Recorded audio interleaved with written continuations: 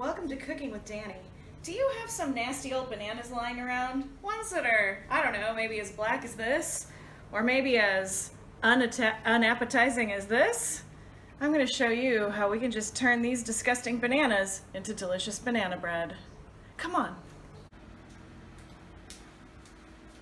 So first I'm going to grab a bowl, and I'm going to grab a couple of eggs and some flour.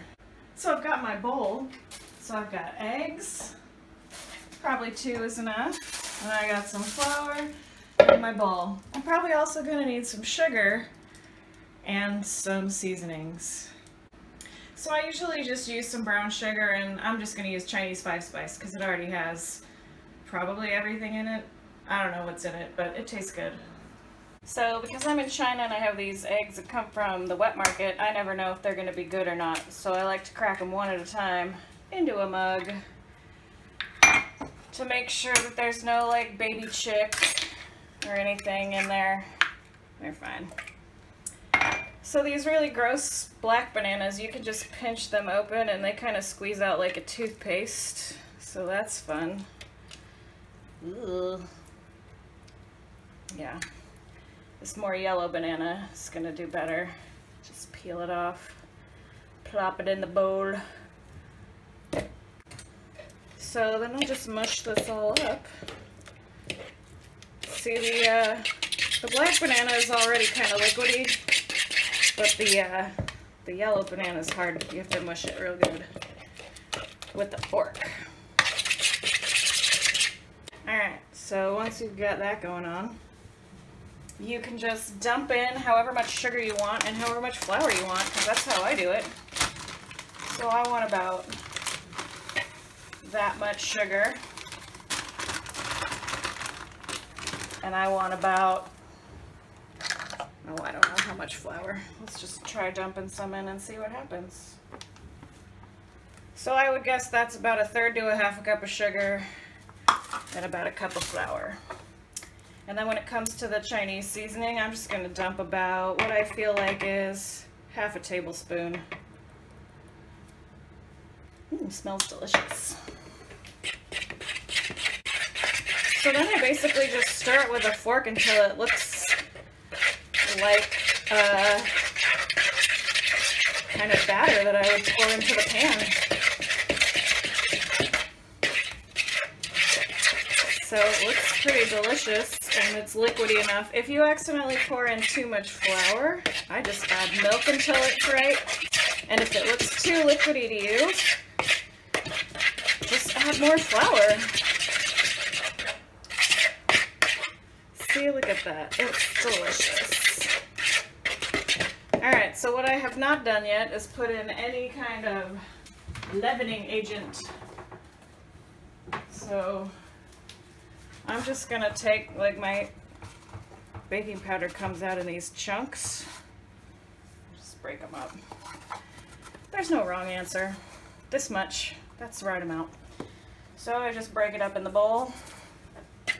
Stir it up. Some people like salt in there. I don't know if it's necessary. I usually ignore that fact. Alright.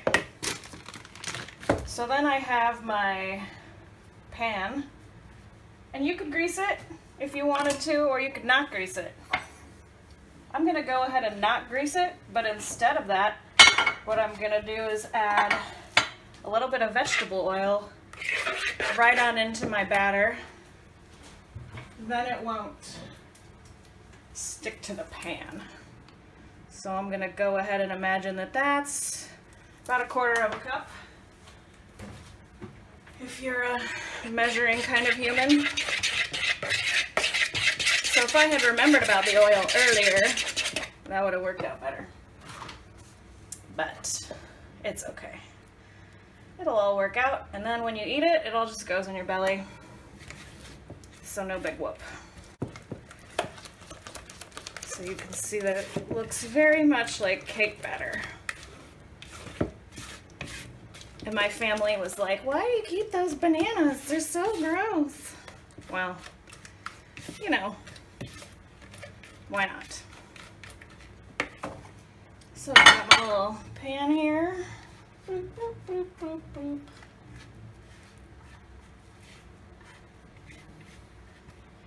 And then I'm just gonna bake this in my toaster oven, because my toaster oven is the only kind of oven I have in China. Probably like 45 minutes. That ought to do it. So here's my banana bread. It's baking in the good old giant toaster oven. You can see how big it is. And it's got all these settings. So it's set at 200, that's degrees Celsius. I've got the little fan thingy going. And it's probably got another half an hour. But once I start smelling delicious banana breadsy smells, then I know that it's pretty close to being done.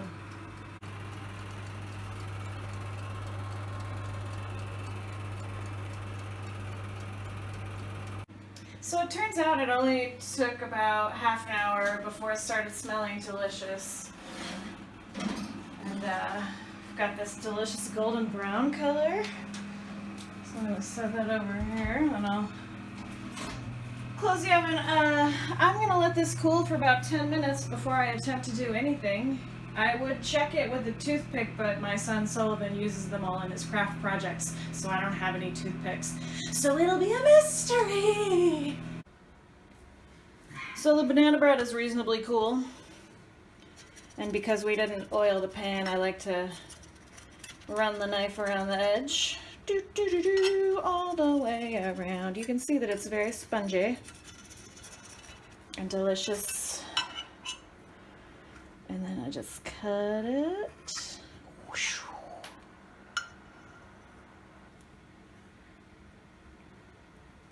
I got confirmation that my husband would try some and that my child was excited that I've made it. And you just pull it out, and you've got delicious, steamy banana bread. Yeah. So I like to put some butter on my banana bread, and it's still really warm, so the butter's all delicious and melty.